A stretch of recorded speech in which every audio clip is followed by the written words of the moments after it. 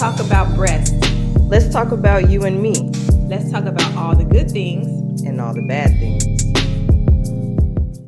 Welcome to episode 8 of Boobtube. Thank you for tuning in. I'm happy for everyone that has been following us thus far. If this is your first time, welcome again. Be sure to like, follow, and subscribe. Leave comments. Let us know what you're thinking. So to introduce, my name is Jaleesa, your breast friend Jaleesa, and Chantel.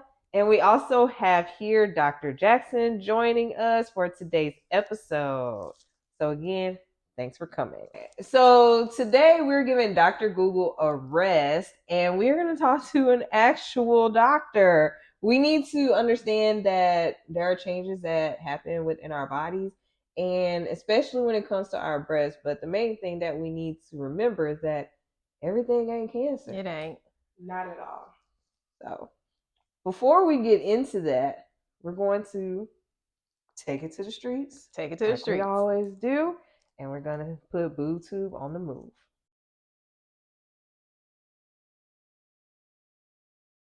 Can you name a disease or condition for the breast that is not cancer? Something otomy. I don't know the name of it, but it's basically where you have like little masses that happen a lot of times when people like have kids and you breastfeed. It can happen and you basically get like these lumps like in the ducts. Mm-hmm. But it's not cancer. Sometimes it goes away, sometimes it doesn't. But I can't remember the name. Alrighty. Can you name a disease or condition for the breast that isn't cancer?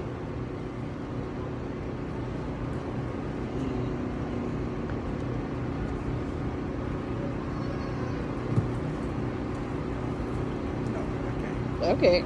Can you name a disease or condition for a breast that isn't breast cancer? I don't know what it's called. Can you describe it? It's one big, one extremely more bigger than the other. Okay. Yeah, that sound right. And I don't know nothing No, about. that's about it. That's it. I don't know nothing about titty. Tumor? Titty tumor? I don't know. Titty tumor. I'm assuming it's benign and non-cancerous. I don't know. I'm just. It was like I don't know. Okay. Not cancer, Okay. so it's a titty tumor. It's That's cancer? That's Okay, all right. Well, never mind. Scratch that, y'all. Can you name a disease or condition for breast that isn't breast cancer? Disease or condition that Is not breast cancer. of the cis. Okay. Can you name a disease or condition for the breast that isn't breast cancer? Oh yeah, because I got it a few times. Mastitis, something like that. Mastitis. Something like that. Yeah, I yeah. remember Yeah, that. it's an infection from breastfeeding. Yeah. I remember that. Good one. So it seemed like there were some really solid answers for conditions that, the women kind of pointed out. Right. All three of the women basically said the same thing, even though they said it in a different way. Mm-hmm. The one of them said was something otomy. It's not otomy, but she was describing the same thing as the other women. Then we had the men. But they're men. They not going That's side. So they're men, and yes, they don't have this anatomy, but it'd be great for us all to know kind of what, things to look out for. Because I'm sure these are men who at some point might be married or, have sisters, have moms. It could also, inform them about things. So educating everybody is super important. Yeah. The men have actually, they've done well with some other questions, but this one just wasn't their big one. Gotcha. I mean, we got titty tumor. I mean, That's new. That's partially because it could be It could be a benign. And that could be a condition that is non-cancer. No, but was he referencing that into how like one could be bigger than the other? I'm not sure if the titty tumor caused one to be bigger than the other, and it or could if those have were two separate conditions. Which could happen. What we do have is an A for effort. Yes. For Look at for that. trying. Yes, great job. There are conditions out there that just ain't cancer. Correct. And they happen to your boobs. Yeah. All the time. And there are benign titty tumors. Yes. Correct. Oh. Found you at 16. Care to expound Really? on that? So breast cancer does run in my family. Oh, wow. And so I was mindful, getting self-breast exams and going. But I did find a lump when I was 16. And we just monitored it, and then it kept growing. It was uncomfortable because if I would lay on my stomach, you would feel it. But I had it removed when I was 22, so I had a lumpectomy at 22. Wow. From 16 to 22. Yeah, it kept growing, so we just kept Yeah. monitoring. And I just didn't want to feel uncomfortable. So it is important to check your breast, but it was benign. Thank That's God. amazing. So, in light of you having that lumpectomy, having that surgery on your breast, has that caused any problems for you? As far as like if you had children and breastfeeding or anything like that? It hasn't caused any problems. I breastfed all three of my children just fine. I didn't get into mastitis. What is it called? Mastitis. Mastitis. Mastitis. Yes. Mastitis. I was about Mastitis. to say vasectomy. I didn't have that. Or That's why you're here. Yes. And Chantel is correct, and I really wanted her to speak to that because just because you might have a lumpectomy or something of that nature come up doesn't mean that you'll ultimately lose function of your breast. Yeah. And I'm sure that there are lots of people who are afraid or concerned about things like that. And so, just to reaffirm you or reassure you, just because you find a lump doesn't mean it's the end of the world, doesn't mean it's the end of your breast. And so it's just important, just as Chantel mentioned, to kind of give yourself self-breast exams and to just see or even look, even if you don't feel comfortable touching your own breast, which some people don't, and they prefer their doctor to do exams, just to look at your breast. And I would say monthly, if not weekly, as a part of your self-care routine, just to look at them so you can determine, are there any changes happening? Yeah, it's very important to know what your breasts look like and feel like. Yes. So does yours, could you see it from the outside, or you could just feel it when you lay on it? I could just feel it when I laid on it. Wow. And I remember my stepdaddy had to take me to get a biopsy. Come out, this man is snoring in the lobby. Well, happy everything was fine with you. Yes. But I couldn't see you couldn't sit on it. From the outside, you definitely feel it. But even after it was removed, I just, did the recovery, but I didn't feel any difference in my breasts. They didn't look any different. They were still whatever size they were. Mm-hmm. Okay, that's good. That's good. Interesting story. Yes, thank you. 16. Yeah. Very young. Very young. Yes, very young. And it was large enough where it was a concern. Yeah, for me. yeah. And I think so that's something that's really important that she's touching on is realizing that, okay, so I noticed something that's different, and something you can do that I recommend is to watch it, right? So at first you might notice a change. Let's say now you notice a change in February. Continue to watch it. Continue, maybe even take pictures if it's helpful for you to kind of keep that kind of memory. If you can even see it externally. If not, just feel it and kind of record it, and then like you mentioned, you noticed that it was growing. So I definitely say if it's changing and especially getting larger and not getting smaller, disappearing, but getting larger, continue to watch it and then start to talk to your doctor about it. Start to bring it up to them so that they know hey, we need to be watching something. Mm-hmm. Something might be happening. And especially with having a history of breast cancer, did you say? Specifically breast cancer, it's that much more important to, again, think about your breasts, think about your health, be looking out for it, checking yourself, and then also going to your doctor to have them examine you. And then also, if need be, order other tests just to determine what's going on. Because there are lots of different things that could be going on with your breasts. Yeah. And since benign was the first time that entered my vocabulary. And so on today's topic, are there other benign conditions that aren't breast cancer? Yes. Well, let's get into it. So as the videos that we watched mentioned, mastitis is absolutely a breast condition that is non-cancerous. Very often, as they mentioned, it occurs during pregnancy. And what's happening is that the ducts in the breast that are giving the milk, there sometimes can be a clog or something like that, like if you haven't pumped or you're not expressing the milk quickly enough. there will be a blockage, and from that blockage, inflammation can happen. And that's what the itis is, the inflammation. So you have redness, tenderness, very uncomfortable typically for moms, but again, non-cancerous, and typically resolves with warm compress. Sometimes people need antibiotics, but other times it's just getting that milk out, getting it out the way will kind of, for lack of a better term, clear the system and allow milk to flow freely to your babies. Some other things that can occur are cysts, which are sac-filled, fluid-filled sacs that can occur in the breast. And this just kind of happens kind of randomly. So sometimes it can be hormone related, other times not. When it's a cyst in particular, you don't have to worry about it being cancerous. However, just by touching your breast, it's very difficult to determine what it is. So a lot of times you have to have imaging such as ultrasounds or even mammograms to determine what is actually going on in the breast.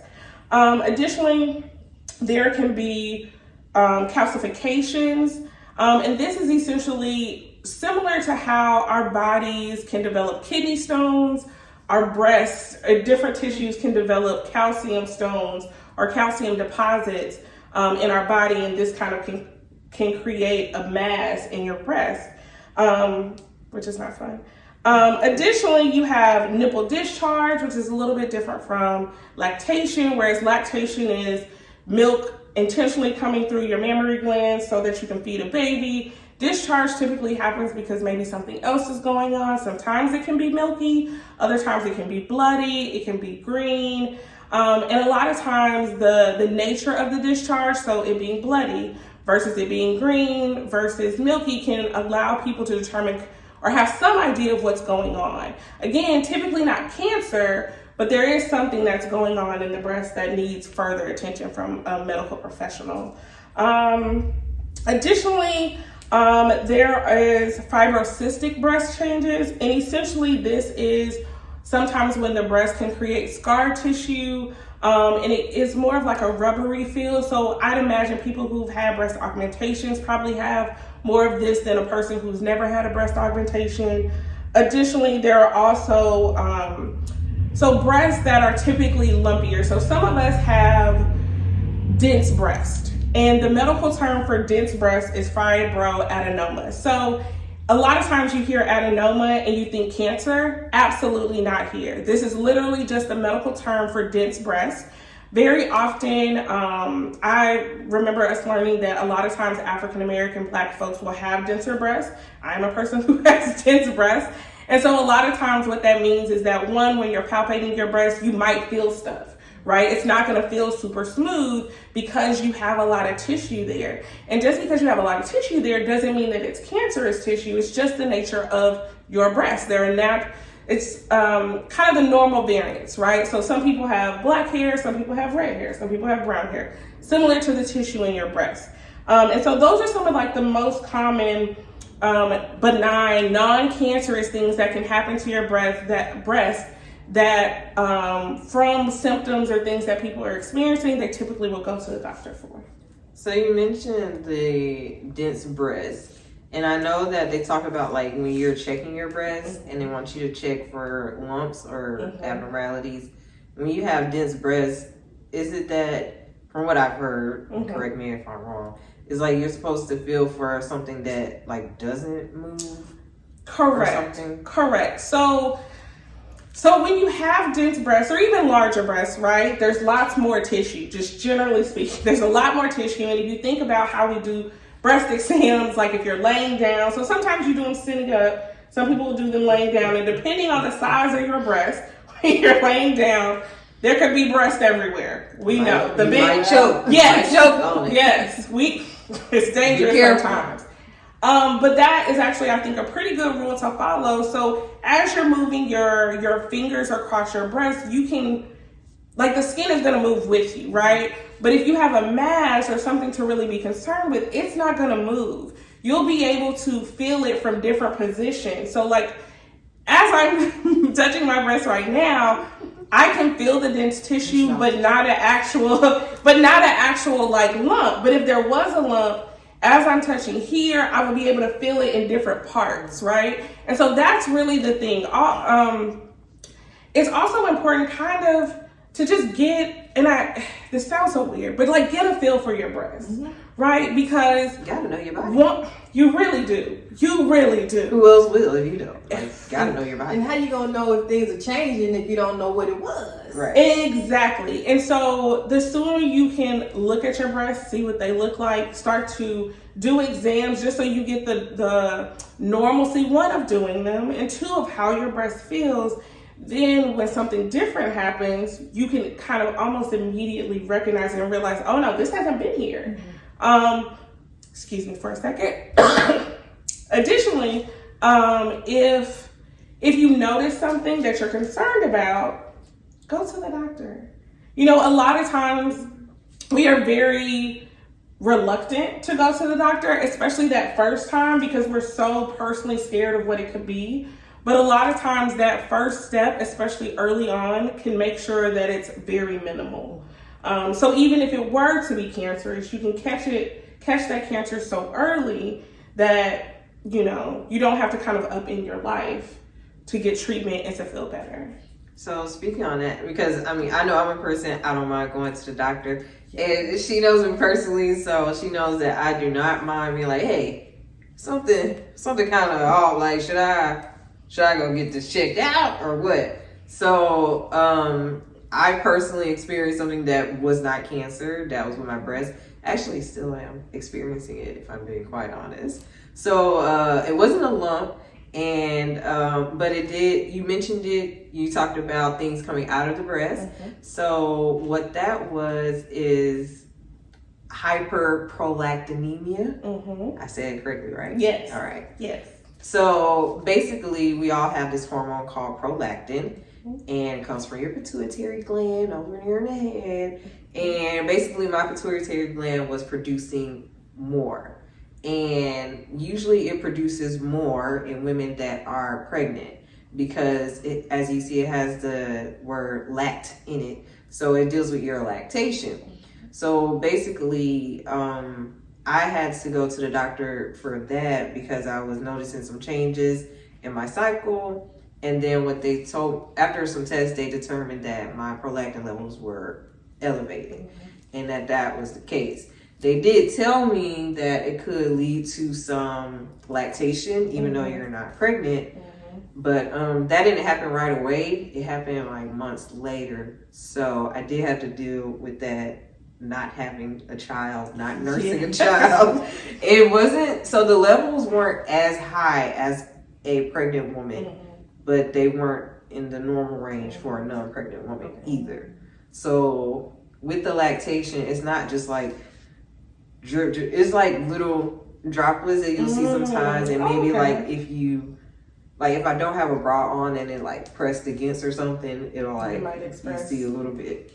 And I did like go to the doctor and had her look at it, and she's like rubbing it and rubbing it out so she could see like what it is. I'm like, no, like I don't mind. Like, hey, pop this out. What's happening on this one right here? So that had been something that I've been dealing with, and then I did more recently find out that it was due to let me say this first. They say that it's commonly caused by when you have a benign, word of the day, benign tumor in the pituitary gland that could cause the prolactin to be elevated. And I got the test and everything to see if there was a tumor in my head. There's no tumor. So the thing is that the reason it's been such a journey is because we were trying to find the actual cause, but we couldn't get to the cause and just the treatment, which was just like some medication you could take, but if you didn't, it could just come right back. So I'm about finding the solution, like the lasting solution. So I took some more holistic routes, and then along the journey, that's when I had started to look into a nasal spray that I was prescribed. And I found that like all of the symptoms I was experiencing were listed as the long-term side effects for this medication. So I just say that to say, if you hear me sneeze, It's because I am no longer taking this nasal spray because I need to not have any sort of lactation. I need the cycles right. I need the body right. You know, it tried to claim my life, y'all. But we're working on it. So yes, I'm also a person who has experienced some breast stuff that wasn't cancer. And that is so, I'm Wild. so happy, very wild, but I'm so happy you brought it up as well because I definitely think that that's something that's real. There are tons of, I mean, in comparison to, you know, our parents or our grandparents, there's just tons of products and things that we expose ourselves to that aren't necessarily natural and that might not just gel with our bodies. And so you kind of, you know, I really commend you on trying to find the source of the problem. Because a lot of times that's what's really important. Like if we can figure out the source, then we really can work to actually solve it so it isn't a problem anymore. And yeah, sometimes there are over-the-counter or even prescribed things that you're treating something else that can cause something else. And it was prescribed. And so it's really, really important to pay attention to your body, see how it reacts to things. And then also, it sounds like you had a pretty decent relationship with your doctor where you felt comfortable communicating with them. And that's also important. I know it can be hard, it can be challenging, but definitely helping your doctor help you is always helpful. But now I feel away because I feel like she tried to claim my life. I'm serious. I know. Can we pause it? No, this is real life. Well, I don't want this part to be in there. I don't. Well, we can see. No, we're gonna keep talking and then we'll talk about it. Cause if I can stop it. No, we're gonna get into it. And we gonna see. We gonna see. Well, why do you say that? I say that because I did go to my doctor with the concerns the same year. Well, no, not, let me see. I got it in 2019. So actually I saw something with my cycle by the end of that year, but I was like, I thought it was like stress related or something. But the next year for sure, I came to her, I was like, hey, something's not right. And I was telling her my symptoms. I was like, I'm gaining weight all of a sudden. And because it was a steroid, I didn't know it was a steroid, but I'm gaining weight all of a sudden. My cycle is like really weird. Like it's never been like this, and just something else. I was just like, something's not right. And then that's when she tested for the prolactin. But what made it worse is that my only other prescribed medication, which was my shampoo. Oh yeah. And that when I looked it up, it listed that's like anything I've researched for this medication shows that those two should not be prescribed together. The shampoo? Yes. And the nasal spray? Right. So the active ingredient in shampoo, the ketoconazole, if I'm saying it correctly. Yes. So I did my research. It's like a certain enzyme, see something, and like it's an inhibitor. So it says that like when you do let these medications interact, it increases the effects of steroid. So that will then like let that then like it's further like confirm to me what was happening to me, because I'm like, something just started happening and I can't explain why. Yeah. Like I specifically told her, I was like, hey, you know how like people are making jokes about eating during the pandemic and just snacking and gaining weight? And you were like, and I was like, I'm not doing that. I'm working out every day. Like no, I remember, like we really talked about it. And I'm just gaining weight. And I was like, something's not right. And I researched and saw that other people were experiencing that. weight gain. Wow. And so I think that's very interesting. That so I'll say this: a lot of systems now like ding you, like they show you when, like if you select 2 drugs, or like if I'm charting for you, this is why we have to see if it's gonna stay. If I'm charting for you, then and I'm putting in your medications, it will normally ding and say, hey, there's an interaction, because like computers code for this kind of stuff. And so people aren't having to think about it. Like pharmacists, they do this for everybody. And so that's very interesting that it sounds like it didn't come up. And I wonder if it didn't come up because it's topical. Like at least the shampoo is topical. And then something that's also, I'm really starting to realize just as an adult myself, like growing more into myself and really realize how to take care of myself, is that our bodies could be very sensitive to things.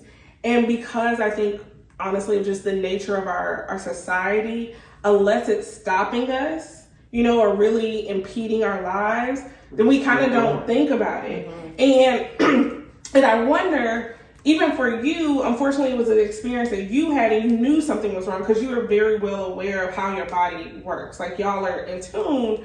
I feel like, I don't know how to say this, but I think that sometimes doctors, because we're not necessarily trained for this, don't realize that it's in the subtlety, right? So like some people's symptoms might be roaring, right? Very obvious, very textbook, very, yes, this is it, versus the things that you were experiencing kind of seem mild, but they were very different, very weird for you. And so, you know what I'm saying? But that is so interesting. And I'm so happy you shared that. Yeah. Have things improved? Like since you stopped using the nasal spray? Well, I have more allergies. My sneeze attacks have come back. So the thing is, she said I had environmental allergies. So I was actually prescribed to take it daily. And I had been doing that for like 2.5 years. Wow. And I have what are like some long-term effects, and it affected my adrenals as well. It affected my glucose as well. Cause I'm like, they're like, oh, your glucose is kind of up too. And I was just like, and the recommendation was what? Oh, just make sure you work out at least 30. No, it was make sure you work out at least 30 minutes a day. And I was like, I work out all the time. I just don't look like it right now. Cause I'm just like, okay. I was just like, I'm defeated. Like, I don't, like, nothing is adding up. Yeah. So it's like the only thing that can even make sense. Cause I'm like, all of a sudden my blood glucose is messed up. It was just, a lot of different things that I was experiencing, am experiencing. But, yeah, so far, I can say that, like, with that, I haven't been using that, and I've been taking some, like, other supplements to help with the pituitary gland and feminine health and stuff and the endocrine system. And it seems like the milk has at least gone away in one boob. Okay. There's one where I still get like a little every so often. I'm like, please just dry up already. It's not cute. I don't like it either. Well, good. I mean, you advocate for yourself. Yes. And that's the biggest thing too. That is so important. Yeah. So important. And I can only imagine that it's very challenging because you're experiencing something that you don't understand. You think you're going, or you're trying to go to the people who we say know it all. Yeah. Reality is they don't, or we don't. And like you're really trying to just believe and trust. And sometimes you are your best advocate. And that definitely is something that I encourage people to be. I also encourage people to take people with them to the doctor because it's very easy to get overwhelmed by the big words that they use, which is so disrespectful. Because like nobody knows those words. Only people who go to medical school know those words. But it is very important for you to advocate for yourself, and if you can't, to try to bring someone with you who can be your advocate, especially in those doctors' rooms. Right, and go to multiple doctors too. I mean, I did see them still just like, all right, so you keep ending up here. I'm like, try something different. Yeah. Because I'm like, this has got to stop. Something's not right. So I'm trying to flesh that on out. Yeah. Well, good. I hope that works. Yeah, I hope so too. Like, I think it's kind of slowly but surely leaving me. Yeah. 2 years is a long time. 2.5. Bless it. But anyway, so that ended up being a lot, but it's informative. And that's what we're here for.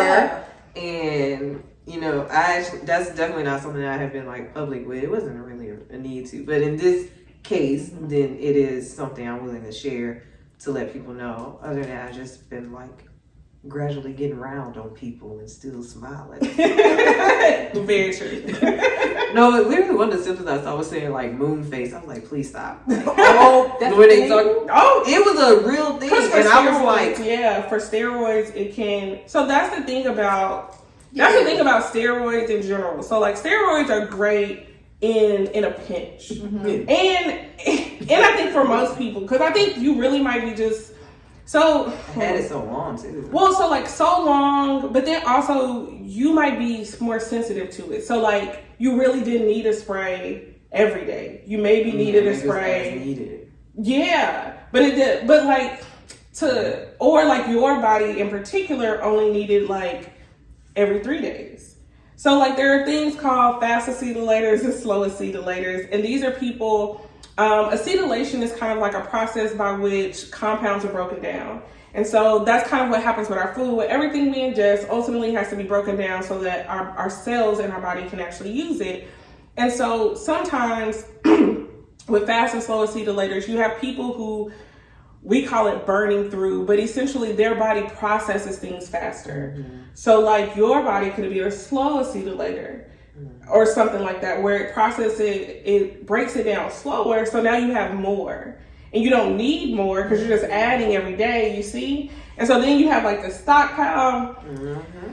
There's so much, like that's definitely something that I think is being studied more kind of to see. And I think they're also trying to look at the genetic links because like, for example, you know how there was a time, I think they watched for it more, but people were waking up during their surgeries or they could feel their whole surgery.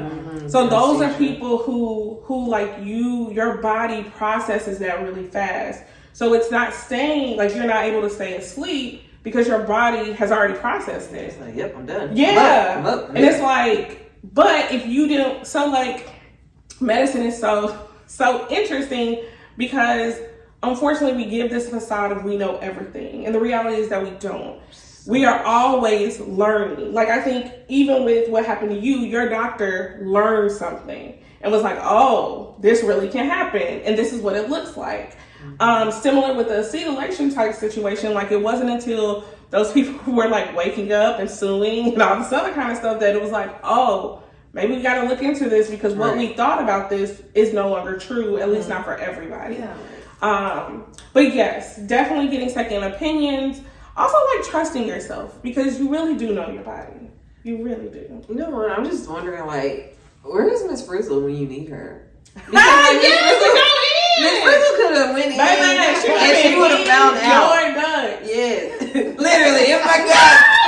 Oh my gosh, that would have been so funny. Waking up is Miss Frizzle. Oh my god. Oh my goodness. Quite literally.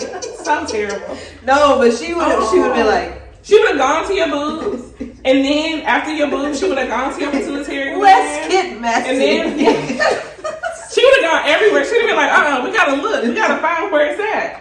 Wow. Yeah. She would have seen it. Doctorate from an elementary school. Yes. Oh, Miss Frizzle would have. She would have kept it real. She would have let me know up front. Like it's milk. It's a lot of milk. Just everywhere.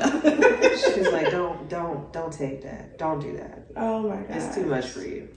Please stop. Yeah. I needed her to save my life. Maybe in the future they'll really create. Yeah, you did. You know what? But she was like, yes. All right. Y'all are childish. Y'all are childish. We are supportive. Y'all are childish. Oh my So God. hang on to that. Support. Alrighty. Great so, support. let's see. We did have some more questions. I mean, Okay. but it's been so much. Yeah, you answered some of them. One of the other questions I wanted to add is that what about men? Because they have breasts, they have a lot of the same hormones we have, and they have breast cancer for one, but everything ain't cancer, and we're not talking about cancer today. We're talking about the things that are not. So are the things that you mentioned, are those common in men too, or do they have their own set? So they're not common in men, and it kind of makes sense, right? So mastitis, we talked about, is typically with breastfeeding. So like if you're not breastfeeding, then no. Additionally, what were some like cysts? So cysts could form, but I think especially in men, because they have so much limited breast tissue, they will be able to see kind of easily, and thus go and get it investigated or get it looked at. But some of the other ones not so much. Like men typically don't have dense breast tissue. Right. It's just kind of a layer before you get to the muscle for them. And so, but one thing that men can have, and that does happen not super often, but it is the most common non-cancerous disorder, is called gynecomastia. And essentially what that is so our breasts are generally made out of fat, so it's just fatty tissue. And so what ends up happening in some men for different reasons, just the tissue it enlarges. So instead of so typically we are accustomed to men not having breasts or not having prominent breasts. However, men who are experiencing gynecomastia will have more prominent breast tissue and even look as if they have breasts more developed as a woman, but not necessarily looking like a woman, because again, their chest is still muscular, right? They still have the muscles under there. There's just more fatty tissue in the breast region. So it's basically what people call man boobs. Correct. But we have a medical term for it. Yeah, so I was like, man boobs, put it to the medical But term. essentially, yes, it is man boobs. I mean, It is definitely man boobs. we gotta break it down. Yes, Let people know, You're so right. they know. You're right. And do they, What man boobs in is. order to get rid of Man the boobs. The man boobs. The Wait, man boobs. no, let's use this. Or the gynecomastia. Gynecomastia. Get rid of Yes. it. Yes. is there a surgery procedure or do they take medication? So, I'm so sorry because I really did actually need to check this one out. Let's get the facts straight for I the people. did. So, for most men, I do believe, like sometimes it can be a balance of hormones. So sometimes, like young men who are going through puberty experience this, and so that's like a hormonal type thing. Versus other people, like if there's another cause, they might do blood work because maybe there's another other kind of hormone that's happening, like if you're outside of puberty. But yes, you can have surgery to remove, because again, it's just fatty tissue. You can have surgery to remove this excess tissue if you aren't comfortable with your man titties, man boobs, chesticles. Spectacles, Oh my goodness. I love chesticles, I'm not gonna lie. and breasticles. Breasticles. Yeah. Men don't like only have those. some to grab. I'd Baby. I mean, I wouldn't either because I got Oh, I would grab the man within himself, no. but not his breast. I'm not accustomed to that. Yeah, like I think if I were more accustomed to men having breasts like or chest like me, I Not would be like me, just a little. a little bit more meat. Yeah. so like I a peck. I like the meat. I don't want mine. Oh, no, Okay, so we the want ones who a peck. Okay, You a know peck how full of muscle. like it's like this big, like the meats. It just be like there, and then it'd be the nipple. I'm sorry, but it be.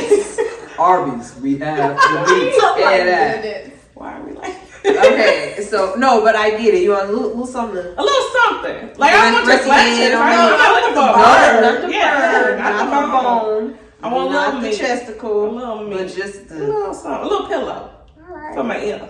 Oh, yeah. Little meat pillow. That's what we call it. Little meat pillow. That's what we like right there.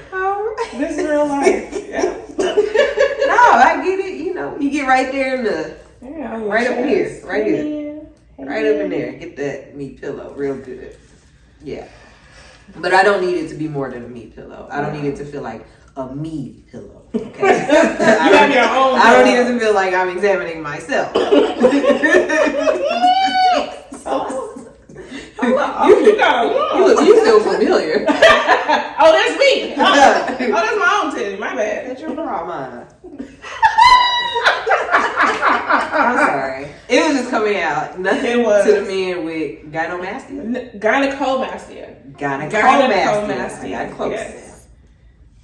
We're just joking. We are joshing. all Just joshing. we appreciate all breasts. All Men breasts and matters. women. They do. They do. Here. Yeah. Here, they matter. Boots Because breasts are breasts. But we are going to have fun about some stuff. So here we are. This is just what happens.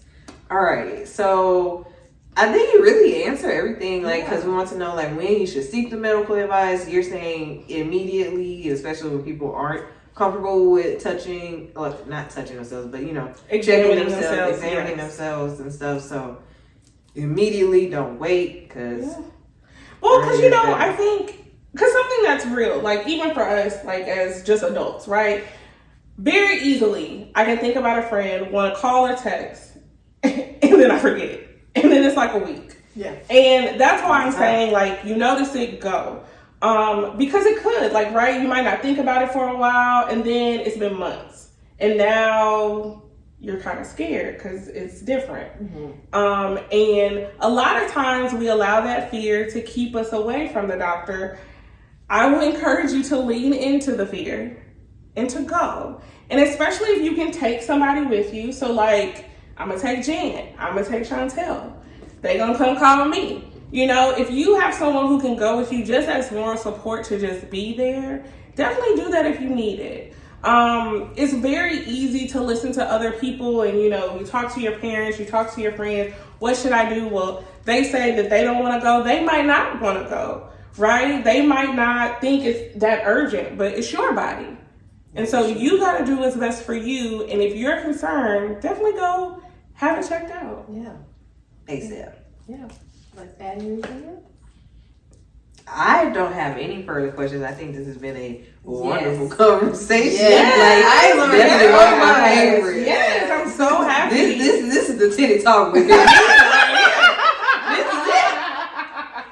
This is what the people need to know. Okay, they do know. They really do because all of these things, like her story, my story, your information, I'm just like, there's a lot out there that we don't know about. I never knew about it. I didn't know. You know, I can only imagine what it's like to be 16 and to experience something like this. I would have had a heart attack. And you know, and I just think it's so important, and it shows like it is important to notice your body. Yes. You know, it's very easy to be a mom, be a friend, be just a regular human, going to work, just trying to survive. And we forget about ourselves, and we are our most important thing. And so, you know, just remembering to take care of you, to really take care of you and everything that's here, because, baby, we just got one. Yeah. And when it's gone, we too are off of this plane. Yes. On that note. Yeah. Joyous note. All right, so as we learned today, we could easily find ourselves in a state of anxiety if we find change within our body. But, you know, seek immediate help. Don't get alarmed, and just remember. Not alarmed.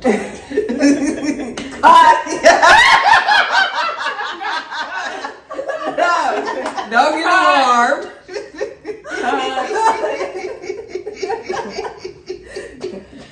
Are we gonna cut it for real? I don't know what we doing. We all just started laughing. We're not gonna get alarmed, y'all. We just gonna go get ourselves checked out by an expert and Yes. just see what the real deal is, and then take the proper procedures afterwards to see what needs to be done. And so share this information with your loved ones. It's okay to feel your breath. There's a hashtag on social media, feel it on the first, so that you can always remember to feel yourself. It's okay to feel yourself, so do it. Share this, comment, subscribe for more information, because we do want to make sure that your breasts are healthy, and that you continue to receive the information that you need. So you can DM us, email us, because we really want to know your comments and just to see how we can continue to support you. So thank you all. Thank you again for joining today's conversation. Have a good one. Till next week.